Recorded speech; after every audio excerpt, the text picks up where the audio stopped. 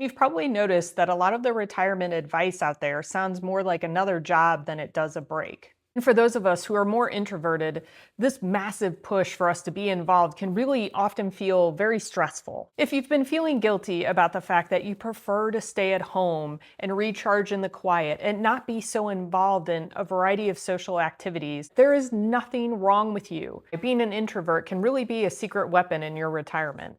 And if you're interested in following me on my journey, feel free to like and subscribe.